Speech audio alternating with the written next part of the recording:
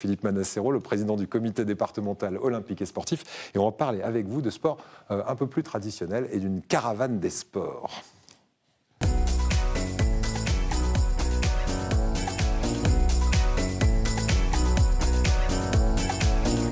Et on va faire un bilan, parce que cette caravane du sport 2019, c'est terminé il y a peu de temps, avec, vous me dites, un bilan plutôt positif. Ce n'est pas la première fois. Qu'est-ce que c'est la caravane du sport que vous avez mis en place? La caravane du sport, c'est 28 étapes dans le département des Alpes-Maritimes, avec entre 15 et 20 sports que l'on présente pour les enfants de 4 à 14 ans. Et on les amène à ce qu'ils pratiquent, et pour les amener derrière à prendre une licence dans un club. Ouais, l'idée est là, et de découvrir un sport qui va le mieux leur convenir. Donc c'est un vrai travail de prospective, avec de nombreux comités départementaux qui sont présents.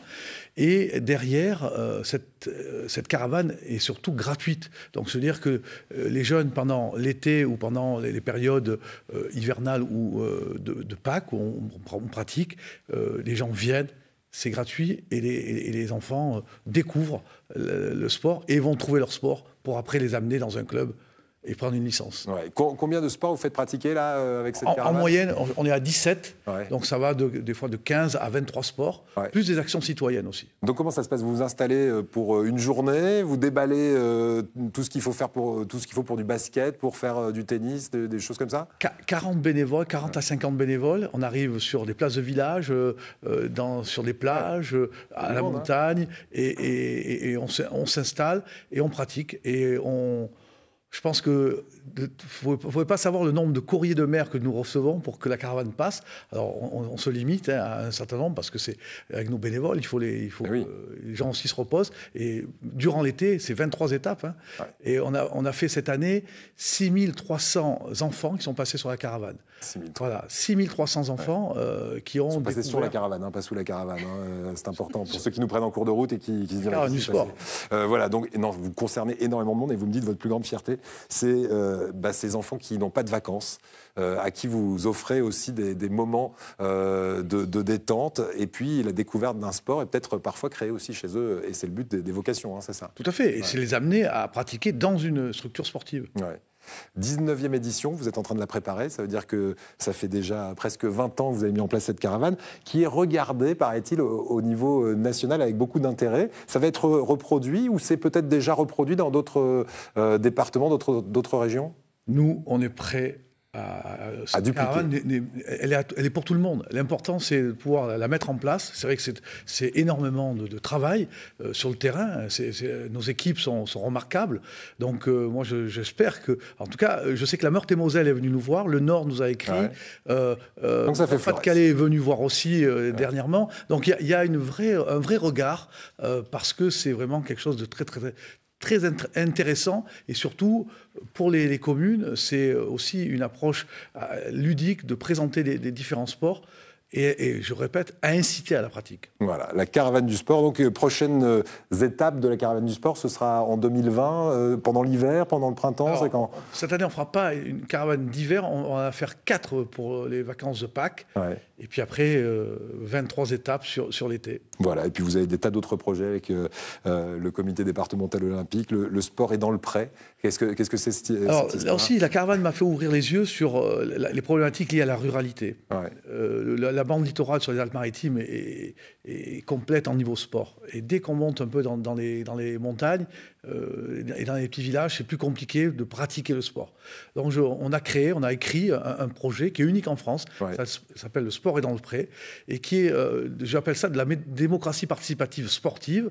On amène pour les seniors plus, de la gymnastique douce, de l'entretien physique. Pour les lieux où il y a des écoles, du sport au sein de la cour de récréation.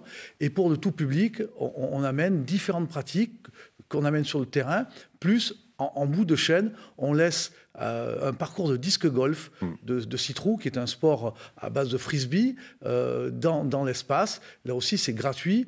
On vient de terminer notre ville pilote qui était Ascross. Ça marche. Donc, on va continuer. Et je peux vous dire que sur le terrain, ces gens dans les villages de moins de 500 habitants sont ravis de se remettre au sport, là où il n'y a pas malheureusement de grands stades ou de grands gymnases. Là aussi, le sport est dans le pré. Si on est maire d'une petite commune, un peu dans l'arrière-pays, on peut vous appeler pour vous dire venez nous mettre le sport dans le pré. Complètement. Je suis en train de travailler sur maintenant deux autres communes après Ascross, parce que Ascross était la ville pilote sur 2 ans. Le projet est sur 2 ans.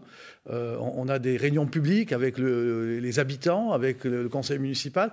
Vraiment, il y a vraiment un vrai suivi. Et donc, au bout de 2 ans, vraiment, ça marche. Donc, on va le développer. Je veux mettre en place cette année 2 communes nouvelles. On est en train de travailler dessus. Eh ben, écoutez, merci beaucoup. On aurait pu citer aussi la 4e édition du Nice Côte d'Azur Sport Festival, un festival de sport qui va se dérouler. Si vous avez, allez, en 15 secondes, en juin, c'est un festival de films sportifs.